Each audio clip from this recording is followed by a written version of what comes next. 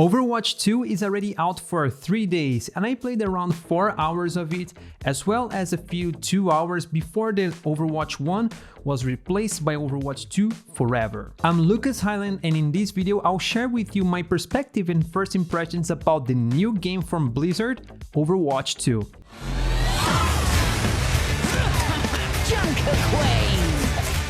Down you go, big man. Overwatch fans were mad. Because of 2 years they have been waiting for new updates to come, and only small balancing patches were released during this time. I think they were starting to feel almost as left apart as the fans waiting for Half-Life 2. But now the waiting is over because finally Overwatch 2 is out. What? Really? How many?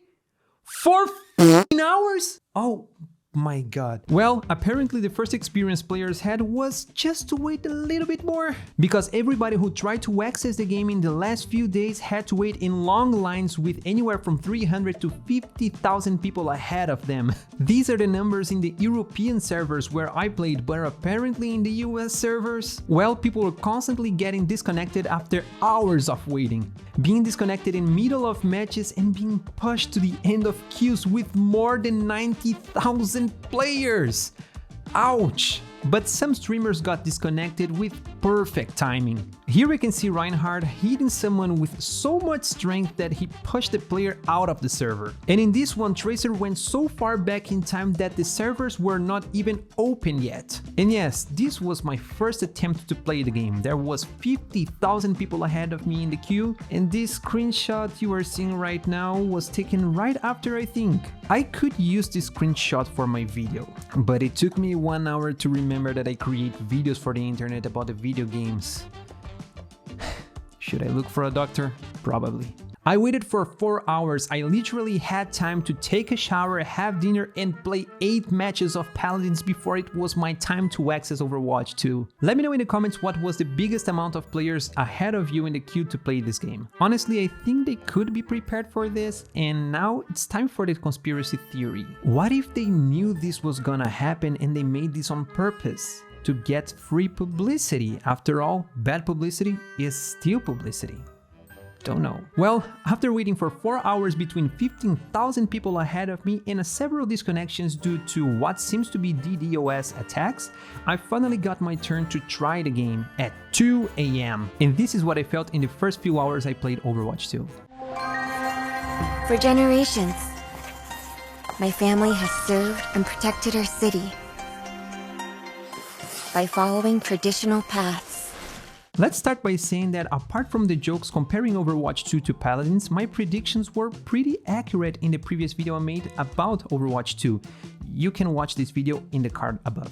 I don't know in which side it is, but you are gonna see it. It's hard for me to say this is a whole new game, like the difference between Dota 1 and Dota 2 and Team Fortress 1 and Team Fortress 2, as I mentioned in the previous video. But as I already had this on my mind, it wasn't a surprise for me. But also the part where I say that it would probably be a great game was also correct. Many of the things I mentioned in the previous video are not yet implemented in the game, such as the PvE, the hero leveling, and the talents, that I don't think I made it clear enough in the previous video. Leveling and talents for the heroes are only gonna be in the PvE. So yeah, no character gameplay customization in the PvP. Let's start by talking about balancing. In Overwatch 1, I felt that there were many heroes that were either too weak, like almost 30% of them, while almost 60% of them were actually well balanced and 10% were a little bit too strong. With the new balancing, I feel they made a great job that they can perfect with time. And in the matches I played, I only felt that 2 heroes are too weak, like Symmetra and Doomfist, and the same amount are a little too strong, like Winston and Sombra.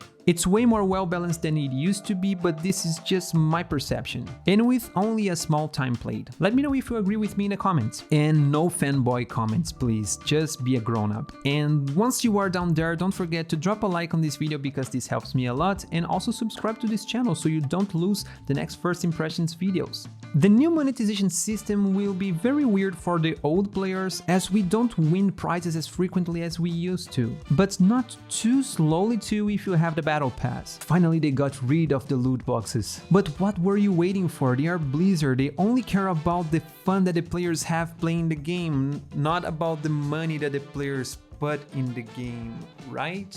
So if you got the sarcasm here, you also got that's actually surprising they chose for a monetization system that actually seems to be more fair for everyone. The only problem here was the compensation for the Overwatch 1 buyers. Okay, they gave us 3 new heroes and 2 skins as well as everything else that we had in the previous game, but these things are relative. They don't even know if it would be something that the players wanted to buy in the game. For example, the Doomfist skin we received was not something I would be interested in purchasing. If they really wanted to compensate the Overwatch 1 players, it would be much better if they offered 1 skin at our choice inside of the game and 1 or 2 battle passes. And let's not forget that we cannot count as something good the fact we don't have to purchase heroes and skins we already had. Can you imagine the roles they would receive if they took away things that the old players already had inside of the game? Once they don't have access to Overwatch 1 anymore? Anyway, it's not a deal breaker for me, but I feel the old Overwatch players deserved a little more, mainly in the start of this new version of the game. These developers really need to learn how to bribe people correctly. As I also mentioned in the previous video, I don't think that a buy-to-play system would work for a game like Overwatch. And although in the long run the fans will put more money in the game than they are used to, I think it's more fair for a game that requires as many updates as this one.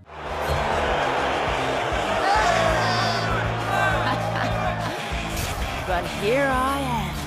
The new heroes have a great personality and they are very fun to play. They are very unique in the Overwatch world. Junker Queen comes from a place that wasn't too visited before by the franchise, with only a few characters like Junkrat and Roadhog coming from the Junker town. But it's hard not to fall in love with this character after watching her backstory video. The video overall was awesome, although the dialogue was a little off the place, too childish maybe, I don't know. You can watch it, I will leave the link in the description. As for Sojourn, the gameplay is kind of similar to Soldier, but different enough to make it possible to have a completely different playstyle. And Kiriko, who's the first to have a blue fox spirit as a pet in all the hero shooters in the history. And no, there's no other character like this in the world, not even in Paladins. Anyway, I'm just joking, and although Kiriko and Io from Paladins have a similar pet and a weirdly similar sound in the story videos, they're very different in playstyle and the actual visuals of the character. I didn't have the chance to try to play with her, but I had the opportunity to play against her, and her unique presence in the field, like being able to teleport right before getting eliminated when she has like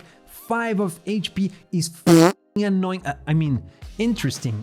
Alright, it's annoying for who's trying to eliminate her, but for who's playing as Kiriko, it must be very fun. And sure, it's going to be a great asset, as it gives a completely different vibe to the game. About the evolutions in visuals, you can see the improvements in the skins and the maps, but it's not going to be a turning point for people who didn't play the game before. I guess it's mainly because the visuals in Overwatch 1 were already pretty decent. My favorite implementation was definitely the night and day cycle. It kind of makes the same map look completely different, which is an excellent strategy to fool players to believe they added something completely new, but actually having small amounts of work to put it all together, if compared to developing whole new maps. But hey, this is a lie I guess I'm okay with. But for me, what added the most for the game was nothing we discussed so far, was the 5 versus 5. Overwatch 1 for me was a very tiring game. I wasn't able to sit in front of my PC after a long day of work to play a pleasing match of Overwatch, because the game was so frenetic and confusing sometimes that we went through a few long seconds of not even being able to see what's going on. But now this whole confusion went away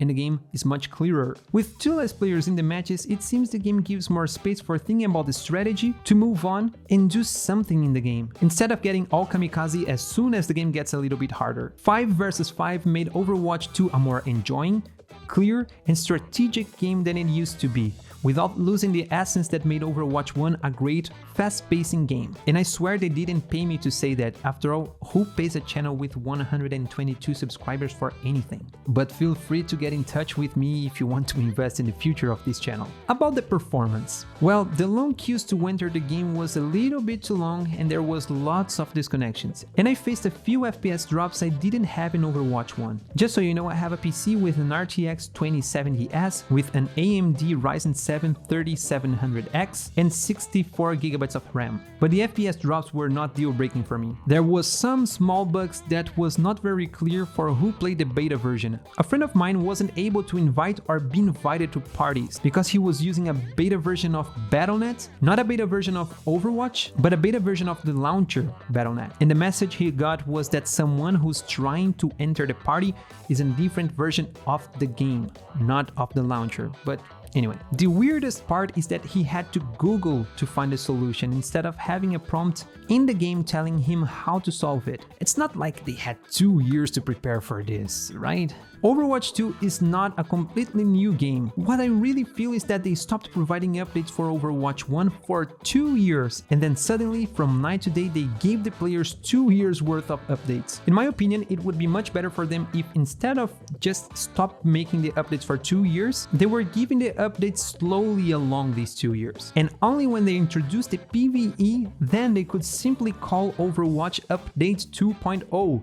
The number 2 would go up here instead of down here. And these were my first impressions about Overwatch 2. It is all the way better than Overwatch 1 used to be, but it's not a new game, as I told you that it wouldn't be. And if you reached this part of the video, comment down below, Bob, do something! And don't forget to like this video, it helps me a lot, and subscribe to this channel. I bring new videos about the video game industry every single week. I am Lucas Highland, thank you for watching, and if you have nothing better to do, watch these other videos that YouTube is suggesting you to. And if you have something better to do, go do it right now, and then come back to watch these other videos that YouTube is suggesting you to. Thank you again, and see you in the next video.